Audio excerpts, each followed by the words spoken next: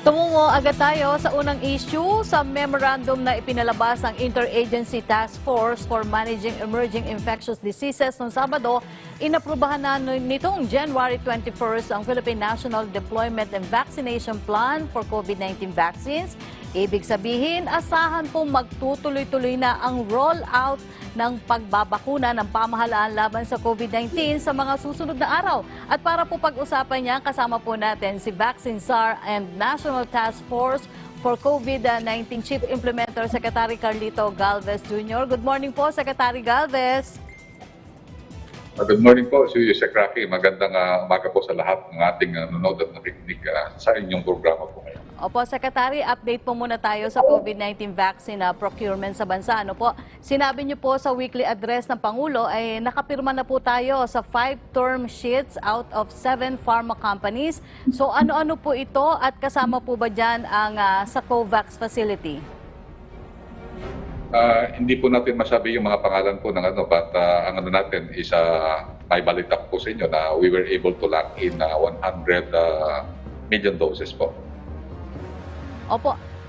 Secretary, nag-advance payment daw po ba tayo sa mga paparating na bakuna na ito?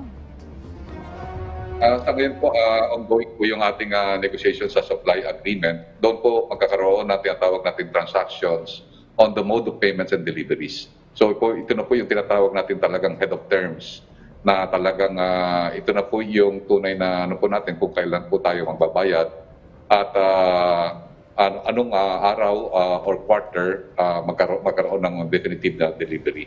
So sa ngayon po ay tatapusin po yan.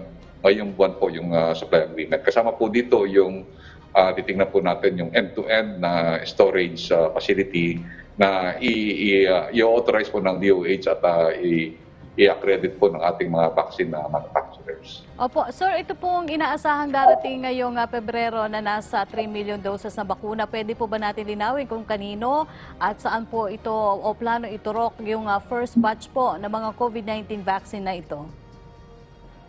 Nakikita po natin ang plano po natin sa National Vaccine Rollout sa 2021.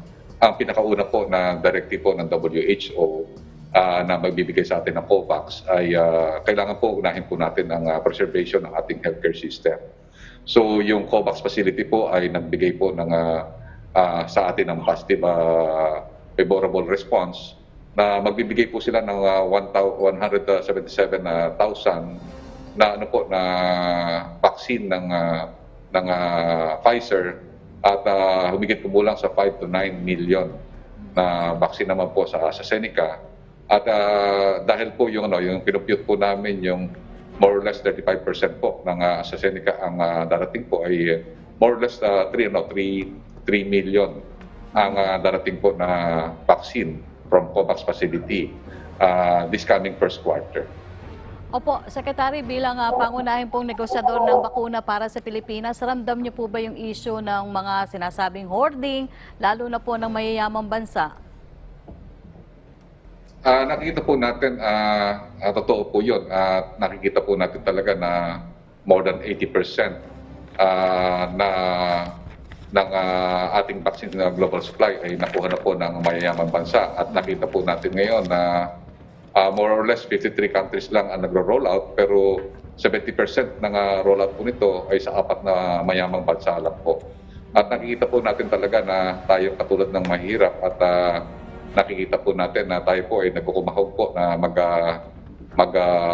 to get yung volumes. But sa nakita po namin dahil maganda rin po yung pamamalakad ng WHO at saka Gavi, ay nagkaroon po ng tinatawag nating equitable distribution din po yung mga poor countries like us. At yung mga manufacturer po naman ay nakikita nila na talagang merong tinatawag nating global requirement ang WHO at saka Gavi na talagang nabigyan din po tayo ng quota. So yung mga pharmaceuticals company po na yung 7 pharmaceutical company po ay ganda rin po ng kanilang mga policy na binibigyan po tayo ng priority. So, yun po, nagkaroon po tayo ng mga volumes at nagpapasalamat po kami sa kanila dahil hindi po rin kami iniwan. Opo, Secretary, ano naman po yung salient points na naaprobahang Philippine National Deployment and Vaccination Plan for COVID-19? Ang magandang salient points po doon ay talagang binigyan po ng diin ang responsibilidad ng mga LGU para doon po sa mga tinatawag nating pre-implementation at saka implementation plan natin. Ang maganda doon ay yung talagang yung step by step na gagawin po ng mga LGU at paano magmobilize ng mga vaccinators. Kaya yun po ang nakita po namin na napakaganda po ng ginawa ng DOH at saka ng IATF at saka ng NTF na naipublish na po natin itong National Vaccination and Deployment Plan. So yung pinaka parang salient point po nito is early preparation. Second is yung tinatawag natin yung preparation talaga sa yung paano gagawin yung step by step. At natutuwa po kami talaga na yung mga LG po natin na tuloy-tuloy po yung tabletop exercises at saka yung kanilang simulation exercises until they were able to perfect yung system. We would like to congratulate yung Taguig, yung Manila, yung Pasig, yung Makati, at saka yung ibang mga areas na nabisita po namin. Sunod po yung Metro Manila at saka Cebu at saka yung Davao, putahan din po natin. Opo, sa aprobadong plano na ito, ano naman po yung pagkakasunod-sunod ng listahan ng mga mababakunahan at kasama ba rin ba dito yung rekomendasyon na kasabay na ating frontliners, yung daw pong pamilya nila sa priority list ng mga unang mababakunahan, Secretary? So sa priority list po natin, yun po nakabatay po yan sa WHO at saka DOH framework. Ang pinakauna po rin talaga na inuulit-ulit po natin na ma-preserve natin yung healthcare system. Kasi nakita natin yung ating mga doktor at ang ating mga nurses at saka yung medical professionals and also medical support system sa hospital. Ito dapat ang institution na ito ang ma-preserve po natin. Kaya po ang instruction po sa amin sa COVAX ay sila po muna ang uunahin po natin. Yung first million, yung 1.9 million na ating health workers ang uunahin po natin. Opo. Then second po, yung mga frontliners, yung ating mga government institutions na gumagawa po ng services para po tuloy-tuloy po ang social services at saka yung mga life-saving activities ng ating mga government frontliners. Opo. At natutuwa po kami kahapon dahil kasi nandun po kami sa Secretary Dominguez at pinaabot po namin sa ating mahal na presidente na kailangan din po natin yung economic frontliners. Opo. Kasi po marami po tayo mahihirap na kababayan na nagtatrabaho sa mga kumpanya. Sila po ang unahin po natin para at least ma-preserve po natin yung economy at saka yung tinatawag na we build yung consumer confidence. Opo. Secretary, nito pong nakaraang linggo ay maraming nabisitang LGU, yung code team, para po i-check ang vaccination program nila against COVID-19. Naging maganda po ba yung resulta nito? At can you tell us, Secretary, may mga nakita pa ba kayo na dapat na pangangailangang i-improve base po dun sa national standards? Nakita po namin talaga, tuwan-tuwa po kami dahil kasi talagang well prepared po ang ating mga LGUs. Very excited po kami at saka sila na talagang nakita natin kulang yung bakuna. Yung kulang na lang po yung bakuna. Pinuntahan po natin ang Pasig, nakita natin ang leadership po na talaga ni Mayor Vico at saka yung ating mga mayors, yung mga leadership ng ating Manila Mayor, Quezon City Mayor. Talagang natutuwa po kami. Si Mama Belmonte, talagang kasama pa mga tatawag natin yung mga religious sector. They even volunteered to have their churches to become vaccination place. Nakita namin talaga sa Taguig, talagang very perfect yung kanilang model. And also sa Manila, nag-prepare pa sila ng cold chain facility.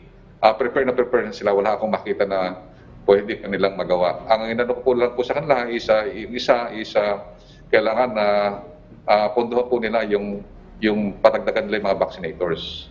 And also they have to make mega vaccination centers na katulad ng ginawa natin sa nagawa tayo ng mega swabbing centers. Opo. At nakita ko po yung MMDA, pumuno po ng ating bagong MMDA chairman at saka ni GM Jojo Garcia. Nakita po natin na maganda po ang preparasyon ng Metro Manila. Opo. So titingnan po namin naman ngayon ang area ng Cebu at saka ng Davao, yung Mindanao. At ang aming po rekomendasyon sa ating mga LGU, early preparation po ang pinakauna. Second, dapat committed po tayo, focus lang po tayo.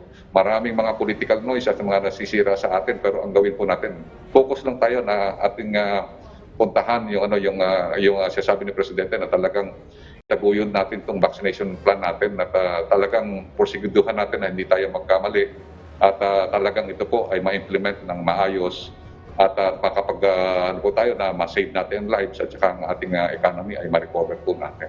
Opo, Secretary, pero hanggang kailan niyo po gagawin ito pong pagbisita na ito sa iba't ibang LGU? Meron po ba kayong deadline para sa submission din sa vaccination plan ng mga LGU? Yes, may deadline ka kami. Yung check namin yung master list. Yung master list nga, deadline namin noong last January. At titingnan namin yung mga preparation. Kasi hindi namin sila bibigyan ng bakuna pagka hanggang hindi pa sila ready. Kasi anong ginagawin namin talagang ayaw po namin na may masayang po na bakuna. So kailangan, ang natin importante, when we inspect, tinitingnan po namin ang readiness nila, yung capacity nila, at saka yung kapabilidad ng leadership nila na makuha yung tinatawag natin na yung herd immunity soon as possible time. Nakita natin nga yung Manila, yung Taguig at saka Quezon City at saka yung Pasig at yung mga ibang lugar, nagkakaroon nga sila ng tinatawag na dry run na meron silang 18,000 to 24,000 na na talagang sinimulate nila na kaya nila per day. Yung daily nakita natin si Mayor Isko at talagang sunod-sunod yung kanyang simulation at nakikita po natin na yung ginagawa po nila ay talagang napakaganda. So yung gagawin po namin inspection tuloy-tuloy po yan at in such time na yung lugar nila ay ang gagawin po namin ay mga 2 weeks prior ng deployment. Magkakaroon kami ng final check-up sa mga LGU po na yun. Opo. Secretary, update lang po kasi dito kay Mayor Magalong, alam naman po natin na nag-insist po siya ng kanyang resignation as contact tracing czar. Ang ilan po pabor dito dahil pagpapakita daw po ito ng tinatawag na delikadesa. Pero ano na po yung pinal na desisyon ng task force? Would you say na he will still be an effective tracing czar despite po nung pag-amin niya na nagkaroon po ng lapses sa naging pangyayari? Nakita po natin na napaka-professional po ng ating mahal na mayor at bihira lang po sa mga ganyang klase ng tao na very an officer na gentleman. At saka nakikita natin na talagang he is not afraid of accepting his mistake.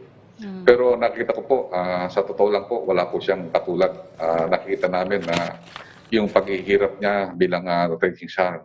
Nakita po namin mahihirapan po kung sino man ang i-designate po namin. Kaya ang po sa kanya na sana yung kanyang contact tracing siya, it is a separate thing from what happened to Manor Hotel. Nakikita ko po yan, Sir Mayor. Naranasan ko rin po yung naranasan nyo. Just stay put, Sir Mayor, at tayo po, sama-sama po tayo. Hindi namin po kayo iiwanan, Mayor. Opo.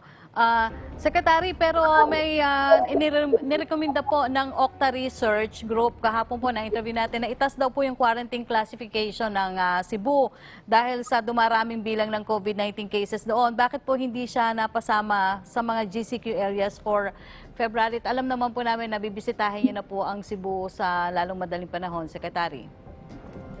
Nandun na po si Major General Feliciano. Siya po ang isa sa pinaka-ugat na nagkaroon po tayo ng magandang pamamalakad sa Emergency Operations Center at nakita niya na po na meron po talagang pagkukulang. Sa ngayon po, kumpiyansa po ako na kayang-kaya niya po yan kasi for almost 2 to 3 months inayos niya po ang Cebu. So ang pangako niya po sa akin ay sa 2 to 3 months po, mabababa po yun. Nakita na po namin ang defect and I think in few weeks time, kaya po nating i-manage yung Cebu. Opo. Atin naman pong kunin yung mga tanong po mula sa ating mga kasamahan sa media, Secretary. Galing po kay Caroline Bongkin ng CNN Philippines. Ano na po ang napiling kumpanya para gawing cold storage facility ng bakuna? Sa ngayon po, ang ating DOH ay kasalukuyang ini-evaluate at mag-inspect pa nga kami po sa Thursday ng iba pang mga cold chain facility. At yun po ay ibibigay na po natin sa announcement po ng DOH kasi considering that ongoing po yung bidding at saka po yung negotiation. Opo. Sunod po niyang tanong, may sapat po bang syringe o yung eringgilya, PPE and other resources needed for vaccination ng LGUs at sino po daw ang gagastos nito? Ang po natin, ang national government po ang gagastos po ng mga tinatawag nating mga consumables. At talaga po ang ating TG for Resource and Logistics Management ay talagang kasalukuyan po na tinitingnan pa mga pagkulang. Pero mga nakita po natin na yung initial stages po natin ay mayroon po tayong husto na, na mga na syringes and also consumables na nasa stock ng DOH. I believe meron pa silang more or less 30 million po na syringes and other consumables na deployed in different regions. Opo. Tanong pa rin po ni Caroline, may enough bang healthcare workers for the vaccination? How do we ensure daw po that there's a balance between the healthcare system's need for manpower at yung pong need ng vaccination program? Yun po nakita po natin, kaya nakita natin na yung IATF gumagawa ng mga hakbang para hindi tayo magkaroon ng mati-conflict natin yung ating response at saka yung vaccination ng program. Sa ngayon po nakita natin na well-managed naman po ang ating response at saka yung continuing treatment po natin sa COVID ay hindi po nagkukulang ang ating mga pangangailangan sa mga vaccinators.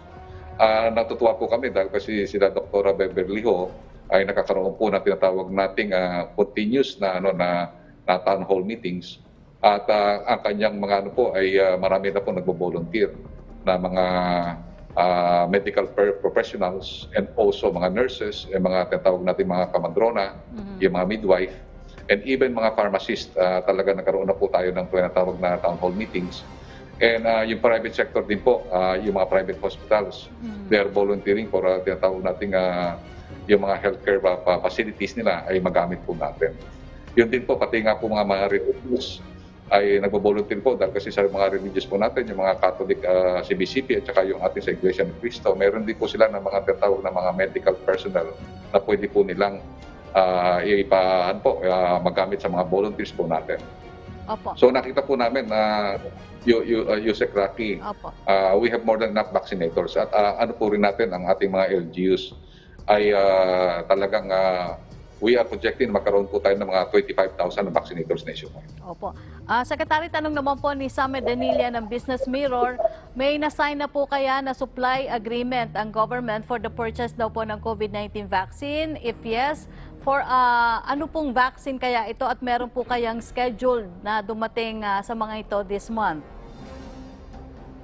Sa ngayon po, ang ilan po natin ang supply agreement po na inaayos po natin yung sa 5 at we are on the advanced stage already on the negotiation, and we are expecting that this coming end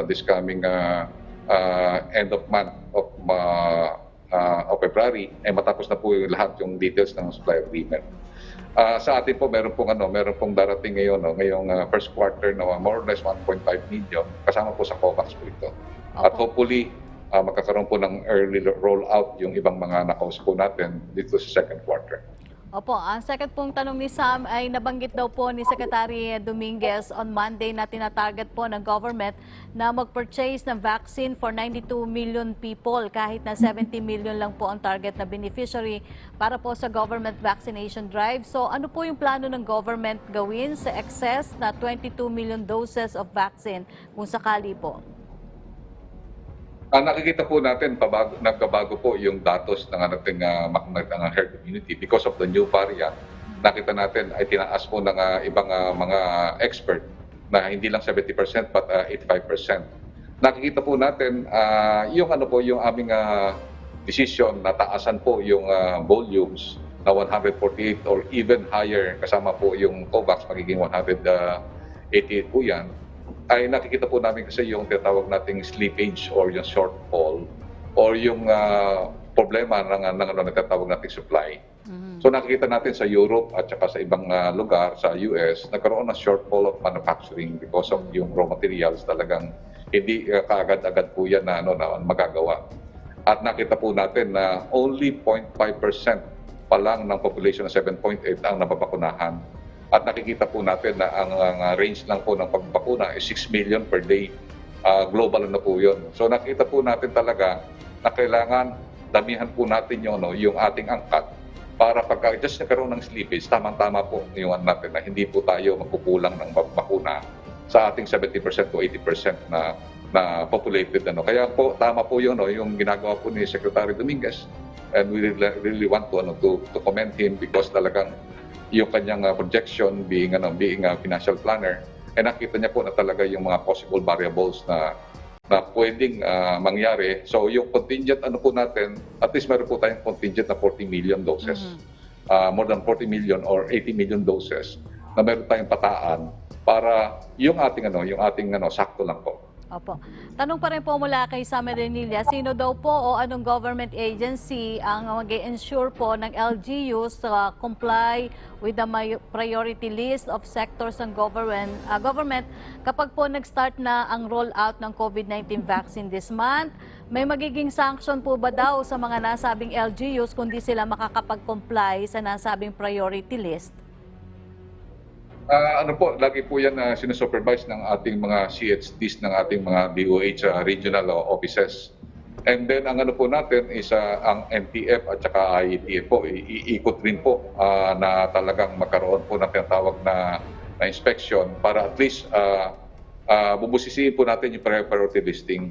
So ang po natin talaga ay nakikita po namin naman na yung ating mga LGU ay sumusunod at hopefully kung magkaroon po tayo ng tinatawag na i-integrate po natin yung mga listing, ay magkakaroon po tayo talaga ng validation.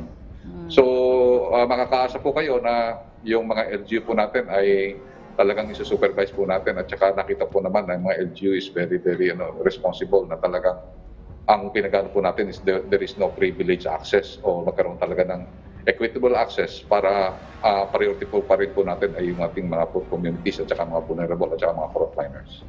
Opo, mula naman po kay Pia Gutierrez ng ABS-CBN, can you please elaborate daw po on President Duterte's claim that AstraZeneca is being held hostage by EU? How will this affect the Philippines' procurement of the vaccine? Yun po ang realidad na talagang sa ngayon nakita natin na may politika ang yung UK at saka yung EU. And considering also that nakita natin na yung British government is really needing yung the vaccine very much because of the UK variant.